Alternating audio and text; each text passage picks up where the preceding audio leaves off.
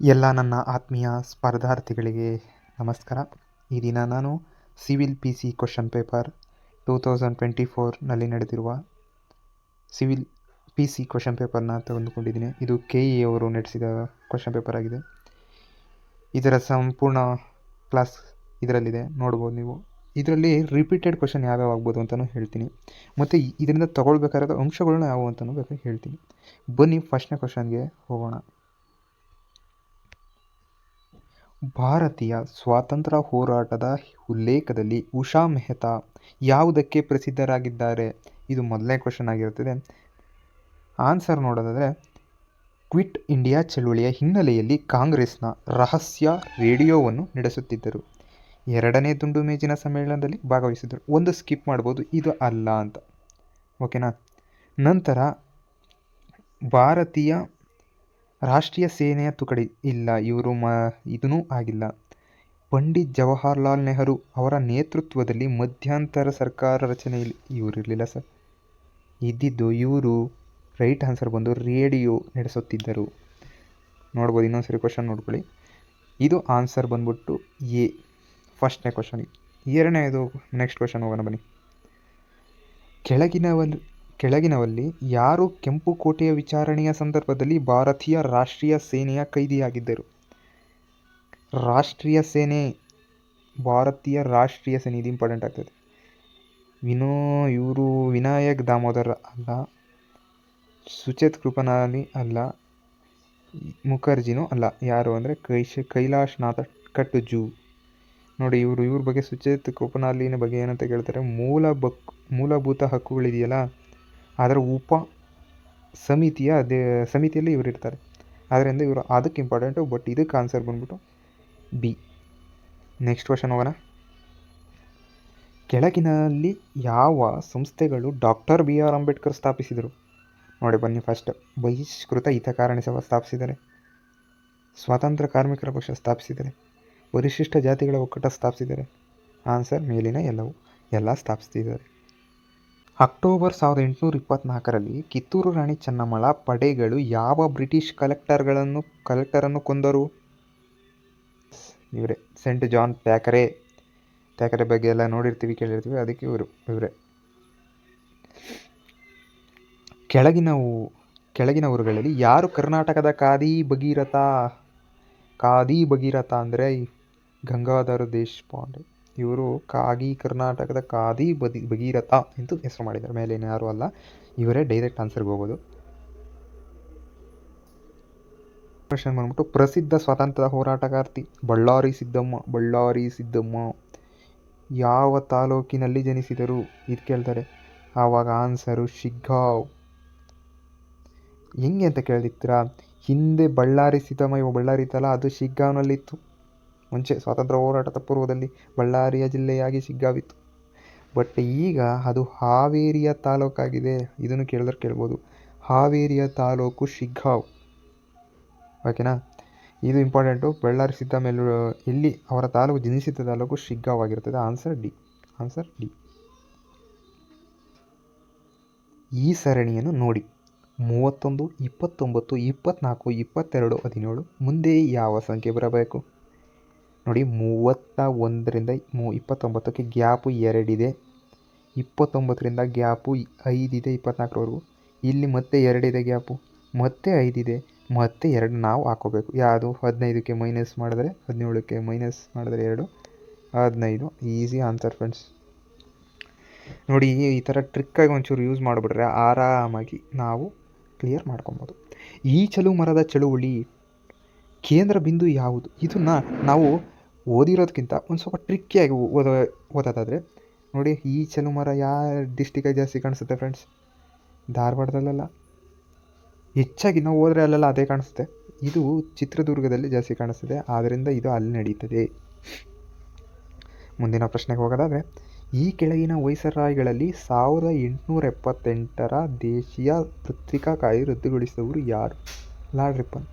Friends, ಈ ಸರಿ KE ಅವರು ನಡೆಸುವ ಎಲ್ಲ ಇವಾಗೇನು 5 ರಿಕಮೆಂಡ್ ಮಾಡ್ತಾ ಇದ್ದಾರೆ, ಆದರೆ ಎಲ್ಲದರಲ್ಲೂ 1857ರ ದಂಗೆ, ಪ್ರಥಮ ಸ್ವಾತಂತ್ರ್ಯ ದಂಗೆ ಬಗ್ಗೆ ಕ್ವಶನ್ ಕೇಳುವ ಸಾಧ್ಯತೆ ತುಂಬ ಜಾಸ್ತಿ ಇದೆ. ಆದ್ದರಿಂದ 1857ರ ಸ್ವತಂತ್ರ ಹೋರಾಟದ ಬಗ್ಗೆ ಸ್ವಲ್ಪ ತಿಳಿದುಕೊಳ್ಳಿ. ಯಾಕಂದರೆ ಹೆಚ್ಚಾಗಿ ತಿಳಿದುಕೊಳ್ಳೋದ್ರಿಂದ ನಿಮಗೆ ಹೆಚ್ಚು ಮಾರ್ಕ್ಸ್ ಬರೋ ಸಾಧ್ಯತೆ ತುಂಬಾ ಇದೆ. ಆಲ್ ಇಂಡಿಯಾ ಫಾರ್ವರ್ಡ್ ಬ್ಲಾಕನ್ನು ಯಾರು ಸ್ಥಾಪಿಸಿದರು? ಆಲ್ ಇಂಡಿಯಾ ಫಾರ್ವರ್ಡ್ ನೋಡಿ, ಇದು ತುಂಬಾ ಇಂಪಾರ್ಟೆಂಟು. ಇದು ನಾವು ಹಿಂದೆ ಎಲ್ಲ ಸ್ಕೂಲೆಲ್ಲ ಓದಿದ್ರಿ. ಯಾವ ಟೈಮಲ್ಲಿ ಅಂದರೆ ಆಲ್ ಇಂಡಿಯಾ ಫಾರ್ವರ್ಡ್ ಬ್ಲಾಕ್ ಅಂದಿದ ತಕ್ಷಣ ನಿಮಗೆ ಜ್ಞಾಪನ ಆಗಬೇಕಾಗಿರೋದು ಸುಭಾಷ್ ಚಂದ್ರ ಬೋಸ್. ಇವರು ಆಲ್ ಇಂಡಿಯಾ ಫಾರ್ವರ್ಡ್ ಬ್ಲಾಕ್ ಅನ್ನು ಸ್ಥಾಪಿಸಿದರು. ಇವರ ನೇತಾಜಿ ಅಂತಲೂ ಕರೀತಾರೆ. ಇದು ಇಂಪಾರ್ಟೆಂಟ್ ಆಗ್ತದೆ. ನೆಕ್ಸ್ಟ್ ಕ್ವಶನ್ ಹೋಗೋಣ. ಯಾವ ಪದವು ಇತರೆ ಪದಗಳೊಂದಿಗೆ ಸೇರುವುದಿಲ್ಲ? ಅಂದರೆ ಸೇರೋದಿಲ್ಲದನ್ನು ಕಂಡುಹಿಡಿಬೇಕು ನಾವಿಲ್ಲಿ. ಇಂಚು ಓಕೆ, ಝೋನ್, ಸೆಂಟಿಮೀಟರ್ ಓಕೆ, ಈ ಮಾರು ಅಂಗಳ ಯಾರ್ಡ್ ಇದು ಓಕೆ. ನೋಡಿ, ಇದೆಲ್ಲ ಅಳೆತದಲ್ಲಿದೆ. ಇದು ಝೋನ್ ಅದಲ್ಲ. ಆದ್ದರಿಂದ ಇದು ತಪ್ಪಾದ, ಇಲ್ಲಿ ಹೊಂದಿಕೆ ಆಗದಿರೋ ಪದ ಅಂದರೆ ಝೋನ್, ಅದು ಬಿ ಆಪ್ಷನ್. ಇಂದು ಸೋಮವಾರ 6 ದಿನಗಳ ನಂತರ ಯಾವ ದಿನ ಬರುತ್ತದೆ? ತುಂಬ ಈಸಿಯಾಗಿ ಇದನ್ನು ಕ್ಲಿಯರ್ ಮಾಡ್ಕೊಡ್ತೀನಿ ಬನ್ನಿ. 61 ದಿವಸ ಮುಂಚೆ ಹೋಗಬೇಕು. ವಾರದಲ್ಲಿ 7 ದಿವಸ ಹಾಕಳಿ. ವಾರದಲ್ಲಿ 7 ದಿನ, 7 8 56, ಮಿಕ್ಕಿದ್ದು 5 ಶೇಷ. ಇದು ನಮಗೆ ಬೇಕಾಗಿಲ್ಲ. ಇದು 8. ಈ ಶೇಷ ಬಂದಿದೆಯಲ್ಲ, 5 ದಿವಸ ಮುಂದೆ ಹೋಗಿ ಸರ್. ಸೋಮವಾರದಿಂದ 5 ದಿವಸ ಮುಂದೆ ಹೋಗಿ. ಸೋಮವಾರ ಬಿಟ್ಟಾಕಿ, ಮಂಗಳವಾರ, ಬುಧವಾರ, ಗುರುವಾರ, ಶುಕ್ರವಾರ, ಶನಿವಾರ. ಆನ್ಸರ್ ಬಿ ಸರಿಯಾದ ಉತ್ತರ. ಒಬ್ಬ ಹಣ್ಣು ಮಾರಾಟಗಾರನ ಹತ್ತಿರ ಕೆಲವು ಸೇಬುಗಳಿವೆ. ಅವನು 40% ಸೇಬುಗಳನ್ನು ಮಾರುತ್ತಾನೆ. ಅವನ ಹತ್ತಿರ ಇನ್ನೂ 420 ಸೇಬುಗಳು ಉಳಿದಿವೆ. ಹಾಗಾದರೆ ಮೂಲತಃ ಅವನ ಹತ್ತಿರ ಎಷ್ಟು ಸೇಬುಗಳಿದ್ದವು? 100% ಅಂದರೆ ತಂದಿರ್ತಾನೆ, ಅದರಲ್ಲಿ 40% ಮಾರಿದ್ದಾನೆ, ಇನ್ನು 60% ಇದೆ. 60%ಗೆ ಎಷ್ಟು? 420 ಇದೆ. ಓಕೆನಾ? ಇದನ್ನ 6 ಭಾಗ ಮಾಡಿದ್ರೆ 6 7 12. ಓಕೆ, 10%ಗೆ 70 ಸೇಬುಗಳು ಬರ್ತವೆ. ಅಂದರೆ ಇಲ್ಲಿ ಎಷ್ಟು? 100%ಗೆ 700 ಸೇಬುಗಳಾಗ್ತವೆ. 70 × 10 700. ಆದ್ದರಿಂದ ಆನ್ಸರ್ ಬಂದ್ಬಿಟ್ಟು 700. ಡಿ ಆಪ್ಷನ್ ನೋಡಿ ಇಲ್ಲಿದೆ. ಈಸಿ ಟ್ರಿಕ್ ಯೂಸ್ ಮಾಡಿದ್ರೆ ಆರಾಮಾಗಿ ಸಾಲ್ವ್ ಮಾಡ್ಬೋದು. ಆದರೆ ನಾವು ಟ್ರಿಕ್ ಯೂಸ್ ಮಾಡಬೇಕಷ್ಟೇ, ಸ್ವಲ್ಪ ಪ್ರಾಕ್ಟೀಸ್ ಮಾಡಬೇಕು. ಬನ್ನಿ ನೆಕ್ಸ್ಟ್ ಕ್ವಶನಿಗೆ ಬರೋಣ. ಇದು ತುಂಬಾ ಇಂಪಾರ್ಟೆಂಟ್ ಇದೆ. 6 ಗಂಟೆಗಳು, ಗಂಟೆ ನಾಟ್ ಟೈಮ್, 6 ಗಂಟೆ ಅಂದರೆ ದೇವಸ್ಥಾನದ ಗಂಟೆಗಳು ಒಟ್ಟಿಗೆ ಶಬ್ದ ಮಾಡಲು ಪ್ರಯತ್ನಿಸ್ತವೆ. ಅಂದರೆ 6 ಒಂದೇ ಸರಿ, ಟನ್ ಅಂದರೆ ಎಲ್ಲ ಒಂದೇ ಸರಿ ಪ್ರಾರಂಭಿಸ್ತವೆ ಮತ್ತು ಕ್ರಮವಾಗಿ ಅಂದರೆ 2, 4, 6, 8, 10 ಮತ್ತು 12 ಸೆಕೆಂಡ್ಗಳ ಮಧ್ಯಂತರದಲ್ಲಿ ಶಬ್ದ ಮಾಡ್ತವೆ. ಅಂದರೆ 3 ಮಧ್ಯ 2, 4 ಮಧ್ಯ 3. ಅಂದರೆ ಇವಾಗ 30 ಬಾರಿ 30 ಸೆಕೆಂಡಲ್ಲಿ 15 ಅರ್ಧ ಸರ್. ಎಲ್ಲ ಏನು ಮಾಡ್ತಾರೆ ಅಂದರೆ 30 15 15 ಅಂತ ಹಿಂಗೆ ಹಾಕ್ಬಿಡ್ತಾರೆ. ಅದು ತಪ್ಪಾಗ್ತದೆ. ಫಸ್ಟು ಈ 15 ಎಲ್ಲಿ ಗ್ಯಾಪಲ್ಲಿ 15 ಆಗುತ್ತೆ. ಬಟ್ ಫಸ್ಟ್ನೇ ಒಂದು ಸರಿ ಹೊಡಿಯುತ್ತದಲ್ಲ, ಇಲ್ಲಿ 1 ಬರುತ್ತಲ್ಲ, ಅದು ಸೇರಿಸಿದ್ರೆ 1. ಆನ್ಸರ್ 16. ನಾಟ್ ಇದು 15 ಅಲ್ಲ 16. ನೋಡಿ, ಈ ಥರ ಅವ್ರು ನಮಗೆ ಆಪ್ಷನ್ನು ಈ ಥರ ನಾವು ಸ್ಟಾರ್ಟಿಂಗ್ ಸಿಗಂಗೆ ಮಾಡಿಬಿಡ್ತಾರೆ. ಫಸ್ಟೇ ನಮ್ಗೆ ಅದು ನಾವು ಅಂದ್ಕೊಂಡಿರೋದು ಆಪ್ಷನ್ ಫಸ್ಟು ಹೇಗೆ ಈ ಥರ ಬೇಗ ಇಕ್ಬಿಡ್ತಾರೆ. ಅದಕ್ಕೆ ನೋಡ್ಕೊಂಡು ಆನ್ಸರ್ ಮಾಡಬೇಕಾಗ್ತದೆ ನಾವು. ತುಂಬಾ ಇಂಪಾರ್ಟೆಂಟ್ ಕ್ವಶನು. ಬನ್ನಿ. ಒಂದು ಸ್ಥಿರ ದರದಲ್ಲಿ ಚಲನೆ ಇರುವ 6 ಒಂದೇ ರೀತಿಯ ಯಂತ್ರಗಳು ಪ್ರತಿ ನಿಮಿಷಕ್ಕೆ ಒಟ್ಟು 270 ಬಾಟಲಿಗಳನ್ನು ಉತ್ಪಾದಿಸಬಹುದು. ಇದೇ ದರದಲ್ಲಿ ಅಂತಹ 10 ಯಂತ್ರಗಳು 4 ನಿಮಿಷಗಳಲ್ಲಿ ಎಷ್ಟು ಬಾಟಲಿಗಳನ್ನು ಉತ್ಪಾದಿಸಬಹುದು? ಬನ್ನಿ. 6 ಒಂದೇ ರೀತಿಯ ಯಂತ್ರಗಳು, 6 ಯಂತ್ರಗಳಿಂದ ಪ್ರತಿ ನಿಮಿಷಕ್ಕೆ 270. ಓಕೆನಾ? 270 ಮಾಡ್ತವೆ ಪ್ರತಿ ನಿಮಿಷಕ್ಕೆ. ಹಾಗಾದರೆ ಒಂದೊಂದು ಎಷ್ಟು ಮಾಡ್ತವೆ ಅಂತ ತಿಳ್ಕೊಬೇಕು ನಾವು. 6 4 24, 6 5 30. ಓಕೆ, 45 ಅಂದರೆ ಒಂದು ನಿಮಿಷಕ್ಕೆ 145 ತಯಾರಿಸ್ತವೆ. ಇಂಟು 10 ಮಾಡಿ 450 ಆಯಿತು. ತಿರುಗಿ ಇಷ್ಟಕ್ಕೆ ಮಾಡಿಬಿಟ್ರೆ ಅದು ಬರಲ್ಲ ಆನ್ಸರು. ಅದನ್ನು 4 ನಿಮಿಷ ಮಾಡ್ತಾಯಿದೆ. ಇದು 1 ನಿಮಿಷಕ್ಕೆ 450 ಆಗುತ್ತೆ. 10ರಿಂದ 1 ನಿಮಿಷಕ್ಕೆ 450 ಆಗುತ್ತೆ. ಅದೇ 10 ನಿಮಿಷಗಳಲ್ಲಿ ಎಷ್ಟು ಬಾಟಲಿ, 4 ನಿಮಿಷಗಳಲ್ಲಿ ಎಷ್ಟು ಬಾಟಲಿ ಅಂದರೆ ಇದನ್ನು ಇಂಟು ಮಾಡಿದ್ರೆ 0 4 5 20 2 4 4 16 8. Answer B. ನೋಡಿ ಫ್ರೆಂಡ್ಸ್, ಇದನ್ನು ಆರಾಮಾಗಿ ಟ್ರಿಕ್ ಯೂಸ್ ಮಾಡ್ಕೊಂಡು ಆರಾಮಾಗಿ ಮಾಡ್ಬೋದು. ಆದರೆ ಟ್ರಿಕ್ ನಮಗೆ ಗೊತ್ತಿರಬೇಕಷ್ಟೆ. ಬನ್ನಿ ನೆಕ್ಸ್ಟ್ ಕ್ವಶನ್ಗೆ ಹೋಗೋಣ. ನೋಡಿ ಇದು ಇಂಪಾರ್ಟೆಂಟೇ. ಸೈಬರ್ ಅಪರಾಧ ಇವತ್ತು ತುಂಬಾ ಹೆಚ್ಚಾಗ್ತಿದೆ. ಅದರಿಂದ ಈ ಥರ ಟಾಪಿಕ್ ಮೇಲೆ ಕ್ವಶನ್ ಕೇಳೋ ಸಾಧ್ಯತೆ ತುಂಬಾ ಇದೆ. ಯಾಕಂದರೆ ಸೈಬರ್ ಅಪರಾಧಗಳ ಬಗ್ಗೆ ಇವಾಗ ಜಾಗೃತಿ ಮೂಡಿಸ್ತಾ ಇದ್ದಾರೆ. ಆದ್ದರಿಂದ ಸೈಬರ್ ಕ್ವಶನ್ಗಳು ಬರೋದು ಒಂದು ಸ್ವಲ್ಪ ಅದ್ರ ಬಗ್ಗೆ ಹೆಚ್ಚಾಗಿ ಓದ್ಕೊಳ್ಳಿ. ಇಲ್ಲೇನು ಕೇಳಿದ್ದಾರೆ ಅಂದರೆ ಸೈಬರ್ ಅಪರಾಧ ವರದಿ ಮಾಡಲು ಈ ಕೆಳಗಿನ ಯಾವ ಸಹಾಯವಾಣಿ ಕೇಳಿದ್ದಾರೆ. ಸಹಾಯವಾಣಿ ನೋಡಿ ಇದು ಇಂಪಾರ್ಟೆಂಟು. 1930 1930. ಓಕೆನಾ, ಇದು ಸಹಾಯವಾಣಿ ಆಗಿರ್ತದೆ. ನೆಕ್ಸ್ಟ್ ಬನ್ನಿ. ಓಕೆ, ಅರ್ಥಶಾಸ್ತ್ರದಲ್ಲಿ GDP ಎಂದರೇನು? ಮೊದಲು GDP ಎಷ್ಟರಲ್ಲಿ ಸ್ಥಾಪನೆ ಆಯಿತು ಅಂತ ತಿಳ್ಕೊಳ್ಳೋಣ. 17 ಇದರ ಟ್ರಿಕ್ ಆಗಿರುತ್ತೆ ಫ್ರೆಂಡ್ಸ್. GDP ಯಾವಾಗ ಆರಂಭವಾಯಿತು ಅಂದರೆ 17 ಇಲ್ಲಾಂದರೆ 17 ಇದು ಅದರ ಟ್ರಿಕ್. ಏನೋ 17 1ನೇ ದಿನ 1ನೇ ತಾರೀಕು 7ನೇ ತಿಂಗಳು 2017. ಈ ಬರೆಯೋದಾದರೆ ಹೆಂಗೆ ಬರೀಬೋದು? 01/7 2017. ಓಕೆನಾ, ಇದಾಗುತ್ತೆ. ಆದರೆ ಇಲ್ಲಿ ಕೇಳಿದ್ರು, ಇದು ಇಂಪಾರ್ಟೆಂಟು, ಗ್ಯಾಪ್ನ ಇಟ್ಕೊಳ್ಳಿ. ಯಾಕಂದರೆ ಯಾವಾಗ ಸ್ಟಾರ್ಟ್ ಆಯಿತು ಅಂತ ಕೇಳ್ಬೋದು. ಇನ್ನೊಂದು ಕೇಳ್ತಾರೆ, ಯಾವ ತಿದ್ದುಪಡಿ ಮೂಲಕ ಬಂತು ಅಂತ ಕೇಳ್ತಾರೆ. ಯಾವ ಮಸೂದೆ? ಇದು 121ನೇ ಮಸೂದೆ, 101ನೇ ತಿದ್ದುಪಡಿ ಮೂಲಕ ಬರ್ತದೆ. ಇದರ ಫುಲ್ ಫಾರ್ಮ್ ಬಂದ್ಬಿಟ್ಟು ಏನಂದರೆ ಗ್ರಾಸ್ ಡೊಮೆಸ್ಟಿಕ್ ಪ್ರಾಡಕ್ಟ್. ಇದು ಆನ್ಸರ್ ಆಗ್ತದೆ. ಮಾಹಿತಿ ಹಕ್ಕು ಕಾಯ್ದೆ ಯಾವ ವರ್ಷದಲ್ಲಿ ಜಾರಿಗೆ ಬಂದಿತು? ನೋಡಿ ತುಂಬಾ ಇಂಪಾರ್ಟೆಂಟು. ಮಾಹಿತಿ ಹಕ್ಕು ಯಾವ ವರ್ಷ ಕಾಯ್ದೆ ಬಂತು ಅಂದರೆ ಇದು ಈಸಿನೇ. ಹಾಕಿ 2005 ಪಕ್ಕ ಹಾಕಿ, ಡೌಟೇ ಬೇಡ. ಪುಸ್ತಕವಾಗಿ ನಂತರ ಪ್ರಕಟವಾದ ಪ್ರಸಿದ್ಧ ಭಾಷಣ. ನೋಡಿ ಮೊದಲು ಪುಸ್ತಕವಾಗಿರಲಿಲ್ಲ ಅದು. ಇವರು ಭಾಷಣ ಮಾಡಿದ ಮೇಲೆ ಆ ಭಾಷಣ ಆಧರಿಸಿ ಪುಸ್ತಕ ರಚಿಸ್ತಾರೆ. ಆ ಪುಸ್ತಕದ ಹೆಸರೇನು? ಹನಿಹಿಲೇಷನ್ ಆಫ್ ಕಾಸ್ಟ್. ನೋಡಿ ಒಂದು ಟ್ರಿಕ್ ಇದ್ರಾಗೆ ಇದೆ. ಕಾಸ್ಟ್ ಅಂತ ಇದೆ, ಕ್ಯಾಸ್ಟ್ ಜಾತಿ ಬಗ್ಗೆ, ಸಮಾನತೆ ಬಗ್ಗೆ. ಆ ಸಮಾನತೆ ಹೋಗಲಾಡಿಸಲು ಪ್ರೇರೇಪಿಸಿದ ಯಾರು? Doctor BR Ambedkar. ಇದು ಆನ್ಸರ್ ರೈಟ್. ಇದರ ಟೆಕ್ನಿಕ್ ಯೂಸ್ ಮಾಡಿ ಸಾಲ್ವ್ ಮಾಡೋದನ್ನ ನೀವು ಕಲಿತ್ರೆ ಅಲ್ಲಿ ತುಂಬಾ ಟೈಮ್ ಉಳಿಯುತ್ತದೆ ಮತ್ತು ಸರಿಯಾದ ಆನ್ಸರ್ ಆಗ್ತೀರಾ. ನೆಕ್ಸ್ಟ್ ಕ್ವಶನ್ಗೆ ಹೋಗೋಣ. ಯಾವ ಪ್ರಾಧಿಕಾರವು ದೇಶದ ವಿಮಾ ಕ್ಷೇತ್ರವನ್ನು ನಿಯಂತ್ರಿಸುತ್ತದೆ? ಇದು SEBI ಅಲ್ಲ, ಇದು ರೈಟ್ ಆನ್ಸರ್. IRDAI ಇದು ರೈಟ್ ಆನ್ಸರ್. ಮತ್ತು CCIನೂ ಅಲ್ಲ, MCIನೂ ಅಲ್ಲ. ಇದು ರೈಟ್ ಆನ್ಸರ್. IRDAI ಇದು ರೈಟ್ ಆನ್ಸರ್. ನೆಕ್ಸ್ಟ್ ಕ್ವಶನ್ಗೆ ಹೋಗೋಣ. ಯಾವ ದೇಶಗಳಲ್ಲಿ ಯಾವುದು ಇನ್ನೂ ಇದುವರೆಗೂ ಮಹಿಳೆಯು ಸರ್ಕಾರದ ಮುಖ್ಯಸ್ಥೆ ಆಗಿಲ್ಲ? ಸರ್, ಭಾರತದಲ್ಲಾಗಿದ್ದರು. ಇಂದಿರಾ ಗಾಂಧಿ ಭಾರತದ ಮೊದಲ ಮಹಿಳಾ ಪ್ರಧಾನಿ. ಇಂದಿರಾ ಗಾಂಧಿ ಮುಖ್ಯಸ್ಥೆ ಆಗಿದ್ದಾರೆ.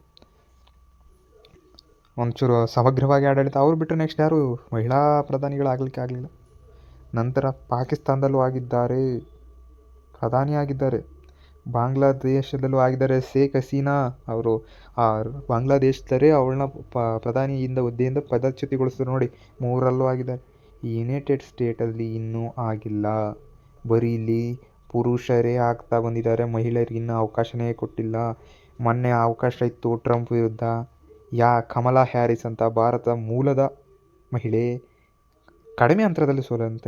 ಇಲ್ಲ ಅವರೇನಾದ್ರು ವಿಜಯಶಾಲಿಯಾಗಿದ್ದರೆ ಅಮೇರಿಕದ ಮೊದಲ ಅಧ್ಯಕ್ಷ ಆಗ್ತಿದ್ರು, ಒಂದು ಇತಿಹಾಸ ಸೃಷ್ಟಿಸ್ತಿದ್ರು. ಆದರೆ ಕಡಿಮೆ ಅಂತರದಲ್ಲಿ ಸೋಲನ್ನು ಅಪ್ಪಿದ್ರು ಕಮಲಾ ಹ್ಯಾರಿಸ್. ಇದು ಮುಖ್ಯವಾಗ್ತದೆ. ಕಮಲಾ ಹ್ಯಾರಿಸ್ ಗ್ಯಾಪ್ನ ಇಟ್ಕೊಳ್ಳಿ ಹೆಸರು, ಯಾಕಂದರೆ ತುಂಬ ಇಂಪಾರ್ಟೆಂಟ್. ನೆಕ್ಸ್ಟ್ ಕ್ವಶನ್ಗೆ ಹೋಗೋಣ. ಭಾರತದ ಸಂವಿಧಾನದ ಪೀಠಿಕೆಯಲ್ಲಿ ಭಾರತೀಯ ಸಂವಿಧಾನವು ತನ್ನ ಎಲ್ಲ ನಾಗರಿಕರಿಗೆ ಯಾವ ಸ್ವಾತಂತ್ರ್ಯವನ್ನು ಪಡೆಯಲು ಶ್ರಮಿಸುತ್ತದೆ? ಅಂದರೆ ಸಂವಿಧಾನ ನಮಗೆ ಕೆಲವು ಹಕ್ಕು ಸ್ವಾತಂತ್ರ್ಯಗಳನ್ನು ಕೊಟ್ಟಿದೆ. ಯಾವ್ಯಾವ ಸ್ವಾತಂತ್ರ್ಯ?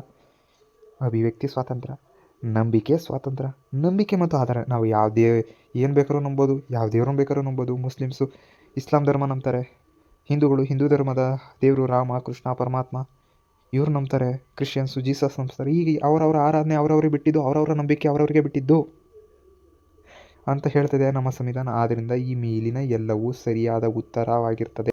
ಕೆಳಗಿನ ಯಾವುದು ಮೂಲಭೂತ ಹಕ್ಕು? ಇದು ಮೂಲಭೂತ ಹಕ್ಕಾಗಿದೆ. ನಮಗೆ ಸಾಕಷ್ಟು ಮೂಲಭೂತ ಹಕ್ಕುಗಳು, ಮೇಯ್ನು 6 ಮೂಲಭೂತ ಹಕ್ಕು ಕೊಟ್ಟಿದ್ದಾರೆ. ಅದರಲ್ಲೂ ಕೆಳಗೆ ಮೂಲಭೂತ ಹಕ್ಕುಗಳು ಕೊಟ್ಟಿದ್ದಾರೆ. ಸ್ವಾತಂತ್ರ್ಯದ ಹಕ್ಕು ಇದೆ, ಶಿಕ್ಷಣದ ಹಕ್ಕು ಇದೆ, ಬದುಕುವ ಹಕ್ಕು ಇದೆ. ಇವುಗಳಲ್ಲಿ ಎಲ್ಲವೂ ಇದೆ ನಮಗೆ. ಆದ್ದರಿಂದ ಡಿ ಆಪ್ಷನ್ ರೈಟ್. ವರ್ತಮಾನ. ಓಕೆ, ಭಾರತದಲ್ಲಿ ಇರುವ ಕೇಂದ್ರಾಡಳಿತ ಪ್ರದೇಶಗಳು 5 ಸೆಕೆಂಡ್ ಕೊಡ್ತೀನಿ. ಯಾರಾದರೂ ಕಾಮೆಂಟ್ ಮಾಡೋರಿದ್ರೆ ಕಾಮೆಂಟ್ ಮಾಡಿಯಪ್ಪ. ಓಕೆ, ಆನ್ಸರ್ ಬಂದ್ಬಿಟ್ಟು 8. Mental ability. ಯಾಕೆ ನಾವು ಅಕ್ಯೂರಿಯಸ್ ಆಗಿರಬೇಕು, ಬೇಗ ಯಾಕೆ ನಾವು ಅದನ್ನು ಗ್ರ್ಯಾಬ್ ಮಾಡಬೇಕು, ಅದನ್ನು ನಾವು ಆನ್ಸರ್ ಮಾಡಬೇಕು. ಕಡಿಮೆ ಟೈಮಲ್ಲಿ ನಾವು ಹೆಚ್ಚು ಕ್ವಶನ್ಗಳ ಆನ್ಸರ್ ಮಾಡಬೇಕು ಅಂದರೆ ನಮ್ಮ ಅಕ್ಯೂರಸಿ ಲೆವೆಲ್ ಜಾಸ್ತಿ ಆಗಬೇಕು. ಅದಕ್ಕೇನು ಮಾಡಬೇಕು, ಇಂಥ ಕ್ವಶನ್ಗಳು ಸಾಲ್ವ್ ಮಾಡಬೇಕು. ಬನ್ನಿ. ಒಂದು ನಗರದಲ್ಲಿ ಪೊಲೀಸ್ ಮತ್ತು ನಾಗರಿಕರ ಅನುಪಾತವು 3:11 ಆಗಿದ್ದು 60 ಪೊಲೀಸರು ಇದ್ದಾರೆ. ನಗರದಲ್ಲಿ ಎಷ್ಟು ನಾಗರಿಕರಿದ್ದಾರೆ? ತುಂಬಾ ಈಸಿಯಾಗಿ ಸಾಲ್ವ್ ಮಾಡೋಣ. ಇಷ್ಟು ಫಸ್ಟು ಬಂತು ಅಂದರೆ ಗಾಬರಿ ಆಗಬೇಕಾಗಿಲ್ಲ, ನಾವು ಆರಾಮಾಗಿ ಸಾಲ್ವ್ ಮಾಡ್ತೀವಿ ರೀ. ಬನ್ನಿ ನೋಡಿ, 11 ಜನಕ್ಕೆ 3 ಜನ ಪೊಲೀಸರಿದ್ದಾರೆ, ಅಂದರೆ 66 ಜನ ಪೊಲೀಸರಿದ್ದಾರೆ. ನಗರದಲ್ಲಿ ಎಷ್ಟು? ನೀವ್ಯಾನು 66 ಇಂಟು ಹೊಡೆದ್ಬಿಟ್ಟು 11 ಹಾಕ್ಬಿಟ್ರೆ ಇಷ್ಟು ಬಂದ್ಬಿಡ್ತದೆ. ಅದು ತಪ್ಪಾಗ್ತದೆ. 11 ಜನಕ್ಕೆ 3 ಜನ ಅವ್ರೆ ಅಂದರೆ ಇಲ್ಲಿ 110 ಜನಕ್ಕೆ ಎಷ್ಟು ಜನ ಆಗ್ತಾರೆ ಸ್ವಾಮಿ? 30 ಜನ ಆಗ್ತಾರೆ. ಇನ್ನೊಂದು 110 ಜನಕ್ಕೆ ಎಷ್ಟು ಜನ ಆಗ್ತಾರೆ? 30 ಜನ ಆಗ್ತಾರೆ. ಟೋಟಲ್ 60. ಓಕೆನಾ? ಇನ್ನು 60 ಜನ ಪೊಲೀಸರು ಎಷ್ಟು? 220 ಜನಕ್ಕೆ ಆಗೋಗ್ಬಿಟ್ರು. ಇನ್ನು ಇಲ್ಲಿ 11 6 3 ನೋಡಿ, 6 ಜನ ಪೊಲೀಸರು 22 ಜನಕ್ಕೆ. ಟೋಟಲ್ ಬಂದ್ಬಿಟ್ಟು 242 ರೈಟ್ ಆನ್ಸರ್. ನೀವು ಗಾಬರಿ ಆಗಿಬಿಟ್ಟು ಇದು ಅಂತ ನೋಡಬೇಡಿ, ಕರೆಕ್ಟಾಗಿ ಯೋಚನೆ ಮಾಡಿ. ಸ್ವಲ್ಪ ನಿಮಗೆ ಕ್ವಶನ್ ಪೇಪರ್ ನೋಡಿದಾಗ ಫಸ್ಟ್ ಯಾವುದು ಕಾಣಿಸುತ್ತೆ ನೋಡಿ, ಮೆಂಟಲ್ ಎಬಿಲಿಟಿ ಸೆಕ್ಷನಲ್ಲಿ ಬಂದರೆ ಫಸ್ಟ್ ಯಾವುದು ನಿಮಗೆ ಸಡನ್ನಾಗಿ, ಇವಾಗ ನೋಡಿ, ಇವಾಗ ಸಾಮಾನ್ಯವಾಗೆಲ್ಲ 726 ಅಂತ ಅನ್ಕೊಬಿಡ್ತಿದ್ರು. ಆ ಥರ ಅನ್ಕೊಳೋ ಬದಲು ಸ್ವಲ್ಪ ಯೋಚನೆ ಮಾಡಿದ್ರೆ ಈ ಥರ ಸರಿಯಾದ ಆನ್ಸರ್ ಸಿಗುತ್ತೆ. 242B ಸರಿಯಾದ ಆನ್ಸರ್. ಬನ್ನಿ ನೆಕ್ಸ್ಟ್ ಕ್ವಶನ್ ಹೋಗೋಣ. ಒಂದು ರೈಲು ಗಂಟೆಗೆ 60 ಕಿಮಿ ವೇಗದಲ್ಲಿ ಚಲಿಸುತ್ತದೆ. ಅದು 2 ಗಂಟೆ 45 ನಿಮಿಷಗಳಲ್ಲಿ ಎಷ್ಟು ದೂರ ಪ್ರಯಾಣಿಸುತ್ತದೆ?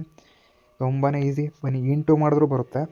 ಇಲ್ಲ ಅಂದರೆ 1 ಗಂಟೆಗೆ 60 ಕಿಲೋಮೀಟ್ರ್, 2 ಗಂಟೆಗೆ 120 ಕಿಲೋಮೀಟ್ರ್ ಸ್ವಾಮಿ. 3/4 ಗಂಟೆಗೆ ಎಷ್ಟು? 45 ಸ್ವಾಮಿ. ಎಷ್ಟಾಯಿತು? 5 6 1 600. ನೋಡಿ, ಹಿಂಗೆ ಹಾಕ ಬರ್ತಾಯಿರಿ. ಸಿ 165 ಹಿಂಗೆ ಹೇಳ್ಕೊಂಡ್ ಬರ್ತಾಯಿರಿ. ನೀವು ಟೈಮ್ ವೇಸ್ಟ್ ಮಾಡೋದು ಬೇಡ. ನೋಡಿ, ಹಿಂಗೆ ನಿಮಗೆ ಸೂತ್ರ ಅದು ಇದು ತಲೆಯಲ್ಲಿ ಇಟ್ಕೊಳಕ್ಕಾಗಲಿಲ್ಲ ಅಂದರೆ ನಿಮಗೆ ಯಾವ ಥರ ಮೈಂಡ್ ಸೆಟ್ ಬೇಕು ಸ್ವಾಮಿ, ಆ ಥರ ನೀವು ಕಲೀರಿ ಅಂತ ನಾನು ಹೇಳ್ತೀನಿ. ಬನ್ನಿ ಮುಂದಿನ ಪ್ರಶ್ನೆ. ಡೈರೆಕ್ಷನ್ ಬಗ್ಗೆ ಒಂದು ತಪ್ಪಿರೋ ಒಂದು 2-3 ಕ್ವಶನ್ ಅಂತ ಫಿಕ್ಸ್ ಇದ್ದೇ ಇರುತ್ತೆ. ಬನ್ನಿ, ರಮೇಶ್ ಕಲಬುರ್ಗಿಯಿಂದ ಹೈದರಾಬಾದ್ ಕಡೆಗೆ ಹೋಗ್ತಾನೆ. ನೋಡಿ, ನಾವು ಕರ್ನಾಟಕ ಮ್ಯಾಪ್ನ ಇಟ್ಕೊಳ್ಳೋಣ. ಕಲಬುರ್ಗಿ ಇಲ್ಲಿ ಐತೆ ಅನ್ಕೊಳ್ಳಿ, ಹೈದರಾಬಾದ್ ಇಲ್ಲಿದೆ. ಆದ ಕಡೆ ಹೊರಡ್ತಾನೆ. ಎಷ್ಟು ಕಿಲೋಮೀಟ್ರು? 15 ಕಿಲೋಮೀಟ್ರ್ ಹೊರಟ. ಇದು ಮೂಲ ಸ್ಥಳ ಸ್ವಾಮಿ. ಆಮೇಕಿಂದ ನಂತರ ಅವನು ಎಡಕ್ಕೆ ತಿರುಗಿ ನೋಡಿ, ಅವನ ಎಡ ಇಲ್ಲಿ ಹಿಂಗೆ ನಿಂತ್ಕೊಂಡ ಅಂದರೆ ಇಲ್ಲಿ ಹಿಂಗೆ ನಿಂತ್ಕೊಂಡ ಅಂದರೆ ಅವನ ಎಡ ಇದು ಸ್ವಾಮಿ. ಎಷ್ಟು ಕಿಲೋಮೀಟ್ರ್ ಹೋದ? ಎಡಕ್ಕೆ 10 ಕಿಲೋಮೀಟ್ರ್ ಹೋದ. ಓಕೆನಾ? ನಂತರ ಅವನ ಬಲ ತಿರುಗ ಇದು 5 ಕಿಲೋಮೀಟ್ರ್ ಹೋಗವನೆ. ನೋಡಿ, ಮೂಲ ಸ್ಥಳದಿಂದ ಅವನು ಯಾವ ಕಡೆ ಮುಖ ಮಾಡಿದ್ದಾನೆ ನೋಡಿ, ಈ ಕಡೆ ಹೋಗ್ತಾನೆ. ಈ ಮುಖ ಮಾಡಿದ್ದಾನೆ ಈ ಕಡೆ. ಆದ್ದರಿಂದ ಇಲ್ಲಿ ನಿಂತ್ಕೊಂಡಿದೆ. ಇದು ಪೂರ್ವ, ಇದು ಪೂರ್ವ, ಪಶ್ಚಿಮ, ಇದು ಉತ್ತರ, ಇದು ದಕ್ಷಿಣ. ಇವಾಗ ನೋಡಿದ್ರೆ ಅವನು ಪೂರ್ವದ ಕಡೆ ಮುಖ ಮಾಡಿ ನಿಂತಿದ್ದಾನೆ. Answer A. ನೋಡಿ, ಈ ಥರ ಆರಾಮಾಗಿ ಸಾಲ್ವ್ ಮಾಡೋಣ. ಬನ್ನಿ, ನಾನು ಟ್ರಿಕ್ ಹೇಳ್ಕೊಡ್ತೀನಿ. ಬನ್ನಿ ನೆಕ್ಸ್ಟ್ ಕ್ವಶನ್ ಹೋಗೋಣ. ನೋಡಿ, ಕೆಳಗಿನ ನಗರಗಳಲ್ಲಿ ಯಾವುದು ವಿಮಾನ ನಿಲ್ದಾಣ ಹೊಂದಿಲ್ಲ? ನೋಡಿ, ಫಸ್ಟ್ನೇದು ಬೆಳಗಾಮಲ್ಲಿ ಒಂದಿದೆ, ಶಿವಮೊಗ್ಗದಲ್ಲಿ ಅತ್ಯುನ್ನತವಾದ ಏರ್ಪೋರ್ಟ್ ಒಂದಿದೆ, ಹಾಸನದಲ್ಲಿ ಇಲ್ಲ. ನೀವೆಲ್ಲ ಏನು ಮಾಡ್ತೀರಿ? ಕಲಬುರಗಿ ಕರ್ನಾಟಕ ರಾಜ್ಯದ ಅಲ್ಲೇನು ಅಭಿವೃದ್ಧಿ ಆಗಿರಲ್ಲ, ಆ ಥರ ಯೋಚನೆ ಮಾಡಿಬಿಟ್ಟು ಕಲಬುರಗಿ ಹಾಕೊಂಡ್ಬಿಡ್ತೀರಿ. ಆದರೆ ಅದು ತಪ್ಪು ಆನ್ಸರು. ರೈಟ್ ಆನ್ಸರ್ ಹಾಸನದಲ್ಲಿ ಇನ್ನೂ ಏರ್ಪೋರ್ಟ್ ಆಗಿಲ್ಲ. ಇದು ಪ್ರಮುಖ ಪ್ರಶ್ನೆ ಆಗ್ತಾಯಿದೆ. ಇದೇ ಥರ ಇಷ್ಟು ನೋಡ್ಕೊಳಬೋದು, ಇಡೀ ಕರ್ನಾಟಕದ್ದೇ ನೋಡ್ಕೊಬಿಡಿ. ಕರ್ನಾಟಕದ ಎಲ್ಲ ಯಾವ್ಯಾವ ಜಿಲ್ಲೆಯಲ್ಲಿ ವಿಮಾನ ನಿಲ್ದಾಣ ಇದೆ, ಯಾವ ಜಿಲ್ಲೆಯಲ್ಲಿ ಅಂತಾರಾಷ್ಟ್ರೀಯ ವಿಮಾನ ನಿಲ್ದಾಣ ಇದೆ. ಬೆಂಗಳೂರು ಗ್ರಾಮಾಂತರದ ದೇವನಹಳ್ಳಿಯಲ್ಲಿ ಕೆಂಪೇಗೌಡ ಇಂಟರ್ನ್ಯಾಷನಲ್ ಏರ್ಪೋರ್ಟ್ ಇದೆ. ಇದು ತುಂಬ ಪ್ರಮುಖವಾದದ್ದು. ಮಂಗಳೂರಲ್ಲಿ ಇಂಟರ್ನ್ಯಾಷನಲ್ ಏರ್ಪೋರ್ಟ್ ಇದೆ. ಆ ಏರ್ಪೋರ್ಟ್ ಹೆಸರು ತಿಳ್ಕೊಳೋದ್ರ ಜೊತೆ ಅದಕ್ಕೆ ಏನು ಹೆಸರಿಟ್ಟಿದ್ದಾರೆ, ಯಾವ ನಗರ ಏನು ಹೆಸರಿಟ್ಟಿದ್ದಾರೆ, ಈ ಥರ ತಿಳ್ಕೊಳ್ಳೋ ಮೈಂಡ್ಸೆಟ್ ಬೆಳೆಸ್ಕೊಳ್ಳಿ. ಆವಾಗ ನೀವು ಆನ್ಸರ್ ಮಾಡುವ ಕೆಪಾಸಿಟಿನೂ ನಿಮ್ಮದು ಹೆಚ್ಚಾಗುತ್ತೆ. ನೆಕ್ಸ್ಟ್ ಕ್ವಶನ್ಗೆ ಹೋಗೋಣ ಬನ್ನಿ. ನೆಕ್ಸ್ಟ್ ಕ್ವಶನು, ತೈಲ ಸಂಸ್ಕರಣ ಮಾಡ್ತಾರೆ ಯಾವ ನಗರದಲ್ಲಿದೆ ಸಮಯ ಅಂತ ಕೇಳಿದ್ದಾರೆ. ನೋಡಿ, ಬೆಂಗಳೂರಲ್ಲಿ ಇಲ್ಲ. ತೈಲ ಸಂಸ್ಕರಣೆ ಮಾಡಬೇಕು ಅಂದರೆ ತೈಲ ಇಲ್ಲಿಂದ ಬರಬೇಕು. ನಮಗೆ ಇರಾನು, ಈ ಅರಬ್ ಕಂಟ್ರೀಸಿಂದ ಸಮುದ್ರದ ಮೂಲಕ ಈ ಹಾರ್ಮೋನ್ ಜಲಸಂಧಿ ಇದೆಯಲ್ಲ ಅದ್ರ ಮೂಲಕ ಬರಬೇಕಾಗ್ತೈತೆ. ಎಲ್ಲಿ ಬರುತ್ತೆ ಏನೋ ಡೈರೆಕ್ಟ್ ಬೆಂಗಳೂರಿಗೆ ಬಂದ್ಬಿಡ್ತದ. ಅಲ್ಲಿ ನಮ್ಮದು ನವಮಂಗಳೂರು ಒಂದು ಸುಂದರವಾದ ಬಂದರಿದೆ. ಎಲ್ಲಿ? ಮಂಗಳೂರಿನಲ್ಲಿ. ಈ ಮಂಗಳೂರಿನಲ್ಲೇ ಒಂದು ಸಂಸ್ಕರಣಾ ಘಟಕವೂ ಇದೆ, ಅದೇ ತೈಲ ಸಂಸ್ಕರಣಾ ಘಟಕ. ಅದಕ್ಕಾಗಿ ಇದು ಬಿ ಆನ್ಸರ್ ರೈಟ್ ಆಗಿರುತ್ತೆ. ಬಿ ನೋಡಿ, ತೈಲ ಸಂಸ್ಕರಣಾ ಘಟಕ ಅಂತ ಬಂದ್ಬಿಟ್ರೆ ಡೈರೆಕ್ಟ್ ಮಂಗಳೂರಿಗೆ ಹೋಗ್ಬಿಡಿ, ಎಲ್ಲೂ ನಿಲ್ಬೇಡಿ. ಬನ್ನಿ ನೆಕ್ಸ್ಟ್ ಕ್ವಶನ್ ಹೋಗೋಣ. ನೋಡಿ, ಈ ಥರ ಕ್ವಶನು ಎಕನಾಮಿಕ್ಸಿಂದ ತೆಗೆದಿದ್ದಾರೆ. ಈ ಕ್ವಶನು ನೋಡಿ, ಧೋಬಿಗಳು, ಕ್ಷೌರಿಕರು ಮತ್ತು ಚಮ್ಮಾರರು ಭಾರತದ ಆರ್ಥಿಕ ವ್ಯವಸ್ಥೆ ಯಾವ ವಲಯದಲ್ಲಿ ಬರ್ತಾರೆ? ಮೊದಲು ತಿಳ್ಕೊಬೇಕಾದ್ರೆ ನಮ್ಮ ಭಾರತದ ಆರ್ಥಿಕತೆ ಎಂಥ ಆರ್ಥಿಕ ವ್ಯವಸ್ಥೆ? ಮಿಶ್ರ ಆರ್ಥಿಕ ವ್ಯವಸ್ಥೆ ಹೊಂದಿದೆ ನಮ್ಮ ಭಾರತ. ಪ್ರಾಥಮಿಕ ವಲಯದಲ್ಲಿ ಬರೋದು ಭೂಮಿ, ನೈಸರ್ಗಿಕವಾಗಿ ಏನೇನು ನಮಗೆ ಸಿಗುತ್ತೋ ಅದು ಭೂಮಿ ಮುಂತಾದವು. ಭೂಮಿ, ನೀರು, ಸೂರ್ಯಾಶ ಇವೆಲ್ಲ ಸ್ಟಾರ್ಟಿಂಗ್ ಬರೋದು. ಅದನ್ನು ಪಡ್ಕೊಂಡು ನಾವು ಅದನ್ನು ಕೆಲಸ ಮಾಡಿದ್ರೆ ಅದು ಪ್ರಾಥಮಿಕ. ದ್ವಿತೀಯ ಅಂತ ಬಂದರೆ ಅದರಿಂದ ಉತ್ಪಾದನೆ ಆಗೋದು, ಇದು ತೃತೀಯದಲ್ಲಿ ಬರ್ತದೆ. ನೋಡಿ, ಇವರೆಲ್ಲ ಚಮ್ಮಾರರು, ಕ್ಷೌರಿಕರೆಲ್ಲ ತೃತೀಯ ವಲಯದಲ್ಲಿ ಬರ್ತಾರೆ. ಇದು ಇಂಪಾರ್ಟೆಂಟೇ. ನೋಡಿ, ಈ ಥರ ತಿಳ್ಕೊಳ್ಳಿ. ಪ್ರಾಥಮಿಕದಲ್ಲಿ ಅದು, ದ್ವಿತೀಯದಲ್ಲಿ ಅದು, ದ್ವಿತೀಯ ವಲಯದಲ್ಲಿ ಯಾವ್ದಿದೆ ನೋಡ್ಕೊಳ್ಳಿ. ಬಿಡೋಕೆ ಹೋಗಬೇಡಿ, ನೆಗ್ಲೆಕ್ಟ್ ಮಾಡಬೇಡಿ. ಬನ್ನಿ, ಕೆಳಗಿನ ಯಾವುದು ನೋಂದಾಯಿತ ಭೌಗೋಳಿಕ ಸೂಚಕ ಟ್ಯಾಗ್ ಅನ್ನು ಹೊಂದಿಲ್ಲ? ನೋಡಿ, ಇದು ಜಾಗತಿಕವಾಗಿ ಗ್ಲೋಬಲ್ ಲೆವೆಲಲ್ಲಿ ಒಂದು GI ಟ್ಯಾಗ್ ಅಂತ ಕೊಡ್ತಾರೆ. ಅದು ಒಂದು ಪ್ರತಿಷ್ಠೆಯನ್ನು ಸ್ವರೂಪಿಸ್ತದೆ. ಇದರಲ್ಲಿ ಯಾವ್ದು ಕೊಟ್ಟಿಲ್ಲ ಅಂತ ಕೇಳಿದ್ದಾರೆ. ಆರಾಮಾಗಿ ಸಾಲ್ವ್ ಮಾಡೋಣ ಬನ್ನಿ. ಚನ್ನಪಟ್ಟಣ ಆಟಿಕೆ ಮತ್ತು ಗೊಂಬೆ ಕೊಟ್ಬಿಟ್ಟವ್ರೆ, ಅದಕ್ಕೆ GI ಟ್ಯಾಗ್ ಮೊನ್ನೆನೇ ಕೊಟ್ಬಿಟ್ರು. ಆಮೇಲೆ ಒಂದು 6 ತಿಂಗಳು ಕರೆಂಟ್ ಅಫೇರ್ಸ್ ನೀವೇನೋ ಸಖತ್ತಾಗಿ ಅಬ್ಸರ್ವ್ ಮಾಡಿದ್ರೆ ಅದರಲ್ಲಿ ಬಂದುಬಿಟ್ಟಿರ್ತದೆ. ಅದಕ್ಕೆ ಯಾಕೆ ಕರೆಂಟ್ ಅಫೇರ್ಸ್ ಓದಬೇಕು ನೋಡಿದೆ. ನಂತರ ಮೊಳಕಾಲ್ಮೂರು ಇದು ಕೊಟ್ಟಿದೆ. ಕರ್ನಾಟಕದ ಕಂಚಿನ ಸಾಮಾನುಗಳಿಗೂ ಕೊಟ್ಟಿದ್ದಾರೆ. ನೋಡಿ, ಇವೆಲ್ಲ ಕೊಟ್ಟಿದ್ದಾರೆ. ಆಪ್ಷನ್ ಇದೆ, ಅದು ತಪ್ಪಿಲ್ಲ. ಒಂದಿಲ್ಲ ಅಂತ ಕೇಳಿರೋದು, ಒಂದಿಲ್ಲ. ನೋಡಿ, ಇದು ಕ್ವಶನ್ ನಾವು ಅರ್ಥ ಮಾಡ್ಕೋಬೇಕು. ಒಂದಿಲ್ಲ ಅಂತ ಕೇಳಿದ್ರೆ ಅದಕ್ಕೆ ಆಪ್ಷನ್ ಡಿ ಹಾಕ್ಬಿಡೋಣ. ಇದರಲ್ಲೆಲ್ಲ ಒಂದಿದೆ, ಒಂದಿಲ್ಲದವೆ ಯಾವ ನೀವು ಕೊಟ್ಟೇ ಇಲ್ಲ ಅಂತ ಹೇಳ್ಬಿಟ್ಟು ಡಿ ಹಾಕ್ಬಿಡೋಣ. ಬನ್ನಿ 48ನೇದು ಹೋಗೋಣ. 49ನೇ ಸಾರಿ. ನೋಡಿ, ತಪ್ಪಾಗಿರುವುದನ್ನು ಆರಿಸಿ. ನಾವು ತಪ್ಪು ಹುಡುಕ್ಬೇಕು ಸ್ವಾಮಿ, ಸರಿನಲ್ಲ. ಪ್ರಜ್ಞಾನಂದ್ ಯಾರಿಗೆ ಸ್ವಾಮಿ ಗೊತ್ತಿರಲ್ಲ? ಚೆಸ್ನ ಮಾಂತ್ರಿಕ. ರೈಟ್ ಆನ್ಸರ್ ಚದುರಂಗ. ನೋಡ್ಬೇಕಾದ್ರೆ ನಿಮಗೆ ಚದುರಂಗ ಅಂದರೆ ಗೊತ್ತಾಗಲಿಲ್ಲ ಅಂದರೆ ಇಂಗ್ಲೀಷಲ್ಲಿ ಇಲ್ಲಿದೆ ಚೆಸ್. ರೈಟ್. ಸಾಕ್ಷಿ ಮಲ್ಲಿಕ್ ಏನ್ರಿ ಇದು? ಫೆನ್ಸಿಂಗ್ ಅಂತ ಇದೆ, ಗೊತ್ತಿಲ್ಲ, ಬಿಟ್ಬಿಡಿ. ಮುಂದಕ್ಕೆ ಹೋಗೋಣ. ಮಾನಸ್ ಧಮ್ಮೆ ಇವರು ಟೆನ್ನಿಸ್ ಸೂಪರಾಗಿ ಆಡ್ತಾರೆ ಸ್ವಾಮಿ, ಇದು ರೈಟೇ. ಲಕ್ಷ್ಮಣ್ ಸೇನ್ ಯಾರಿಗೆ ಗೊತ್ತಿಲ್ಲ ಸ್ವಾಮಿ? ಅರ್ಜುನ ಪ್ರಶಸ್ತಿ ವಿಜೇತ. Right answer. ಇವಾಗ ರಾಂಗ್ ಆನ್ಸರ್ ಸಿಕ್ತು ನೋಡಿ ಇಲ್ಲಿ. ಅದಕ್ಕೆ ಇವೆರಡು ಗೊತ್ತಿರ್ಬೇಕು ನಿಮಗೆ. ಈ 3 ಗೊತ್ತಿದ್ರೆ ಇವನ್ನ ರಾಂಗ್ ಆನ್ಸರ್ ಕಂಡಿಡಿಯೋಕೆ ಯೂಸ್ ಆಗುತ್ತೆ. ಅದಕ್ಕೆ ಒಂದು ಸ್ವಲ್ಪ ಹೆಚ್ಚು ಜ್ಞಾನ ಹೊಂದಿರಬೇಕು. ಇದಕ್ಕೆ ಬನ್ನಿ ನೆಕ್ಸ್ಟ್ ಕ್ವಶನ್ ಹೋಗೋಣ. ವಿಮಾನಗಳು ಸಾಮಾನ್ಯವಾಗಿ ಯಾವ ಗೋಳ ಪ್ರಯಾಣಿಸುತ್ತೆ? ಅಂದರೆ ವಾಯುಗೋಳದಲ್ಲಿ ಒಂದೊಂದು ಲೇಯರ್ ಇರುತ್ತೆ, ಓಕೆನಾ. ಮೊದಲೇ ಒಂದು ಯಾವುದು ಅಂದರೆ ಈ ವಿಮಾನಗಳೆಲ್ಲ ಓಡಾಡೋದು ಆನ್ಸರ್ ಹೇಳ್ಬಿಡ್ತೀನಿ. ಸ್ಟ್ರೋಟೋಸ್ಪಿಯರಲ್ಲಿ ಹೋಗುತ್ತೆ. ಸ್ಟ್ರೋಟೋಸ್ಪಿಯರಲ್ಲಿ ಅದು ವಿಮಾನಗಳು ಹೋಗ್ತವೆ. ಆಮೇಕಿಂದ ಬರೋದು ಮೆಸೋಸ್ಟಿಯರ್. ಆನಂತರ ಬಂದು ಟ್ರೋಪೋಸ್ಪಿಯರ್. ಈ ಟ್ರೋಪೋಸ್ಪಿಯರದಲ್ಲಿ ನಮ್ಮ ಈ ಉಡಾವಣೆ ಮಾಡ್ತೇವಲ್ಲ ಅವೆಲ್ಲ ಇಲ್ಲಿ ಒಂದಷ್ಟು ಇರ್ತವೆ. ರಾಕೆಟ್ ಉಡಾವಣೆಗಳು ಟ್ರೋಪೋಸ್ಪಿಯರ್ದಲ್ಲಿರ್ತವೆ. ಇನ್ನೊಂದ್ಸರಿ ಕೇಳ್ತಾನೆ, ಈ ಉಡಾವಣೆ ಮಾಡಿದ ರಾಕೆಟ್ಗಳು ಯಾವ ಗೋಳದಲ್ಲಿರ್ತವೆ, ಯಾವ ಪದರದಲ್ಲಿರ್ತವೆ ಅಂದರೆ ಟ್ರೋಪೋಸ್ಪಿಯರ್. ಮತ್ತು ವಿಮಾನಗಳು ಯಾವುದ್ರಲ್ಲಿ ಹೋಗುತ್ತೆ ಅಂದರೆ ಈ ಕ್ವಶನ್ಗೆ ಆನ್ಸರ್ ಬಂದ್ಬಿಟ್ಟು ಬಿ ಆಗಿರುತ್ತೆ. ನೆಕ್ಸ್ಟ್ ಕ್ವಶನ್ ಬನ್ನಿ. ಉಪ್ಪುಣ್ಯ ನೀರಿನ ಸರೋವರವಾಗಿದೆ. ಬನ್ನಿ, ಆನ್ಸರ್ ನಮಗೆ ಗೊತ್ತಿದೆ. ಯಾರಾದರೂ ಕಮೆಂಟ್ ಮಾಡ್ತೀರಾ ನೋಡಿ, ಒಂದು 5 ಸೆಕೆಂಡ್ ಕೊಡ್ತೀನಿ. ಓಕೆ, ಬನ್ನಿ. ಆನ್ಸರ್ ಬಂದ್ಬಿಟ್ಟು ಚಿಲಿಕಾ ಅಥವಾ ಚಿಲ್ಕ. ಉಪ್ಪಿನ ಸರೋವರ ಕೇಳಿರೋದು ನಿಮಗೆ ಎಲ್ಲ ನಾಗಾರ್ಜುನ ಅನ್ಕೊಂಬಿಟ್ಟಿದ್ದೀರಾ. ಬನ್ನಿ, ಒಳ್ಳೆ ಕ್ವಶನ್ ಇದೆ. ಯಾವ ರಾಜ್ಯವು ತನ್ನ ಗಡಿಯನ್ನು ಗರಿಷ್ಠ ಅತಿ ಹೆಚ್ಚು ರಾಜ್ಯಗಳೊಂದಿಗೆ ಹೊಂದಿದೆ? ನೋಡಿ, ಇದು ತುಂಬಾ ಇಂಪಾರ್ಟೆಂಟು. ಒಂದು ಎಕ್ಸಾಂಪಲ್ ಬೇಕು ಅಂದರೆ ಒಂದು ಮ್ಯಾಪ್ ಹಾಕ್ತೀನಿ ನೋಡಿ. ಇಲ್ಲಿ ಉತ್ತರ ಪ್ರದೇಶ ಜಾಸ್ತಿ ಹೊಂದಿದೆ. Answer right. ಉತ್ತರ ಪ್ರದೇಶ ಇಲ್ಲಿ ನೋಡಿ, ಉತ್ತರ ಪ್ರದೇಶ ಇಲ್ಲಿದೆ ಅಂದರೆ ಇಲ್ಲಿ ರಾಜ್ಯಗಳು ಬಿಹಾರ, ಪಾಟ್ನಾ, ಇಲ್ಲಿ ಮಧ್ಯಪ್ರದೇಶ, ಇಲ್ಲಿ ಛತ್ತೀಸ್ಗಢ, ಮತ್ತು ಇಲ್ಲಿ ಹಿಮಾಲಯ ಪ್ರದೇಶ ಇವೆಲ್ಲ ಹೊಂದಿರುತ್ತೆ. ಅದು ನೋಡಿ ಇಲ್ಲಿ ಕಾಣಿಸ್ತಾ ಇದೆಯಲ್ಲ ಮ್ಯಾಪಲ್ಲಿ. ಇದು ಇವತ್ತಿನ ಕ್ಲಾಸ್ ಆಗಿತ್ತು. ಇನ್ನೊಂದು ದಿವಸ ಮರುದಿನ ನೆಕ್ಸ್ಟ್ ಕ್ಲಾಸಲ್ಲಿ ನಾನು ಬರ್ತೀನಿ. ಇನ್ನೊಂದು ಕ್ವಶನ್ ಪೇಪರ್ ಇಲ್ಲ ಯಾವುದಾದ್ರು ಒಂದು ಟಾಪಿಕ್ ತೊಗೊಂಬರ್ತೀನಿ. ಪ್ಲೀಸ್ ನನ್ನ ಚಾನಲ್ನ ಸಬ್ಸ್ಕ್ರೈಬ್ ಮಾಡಿ. Thank you so much.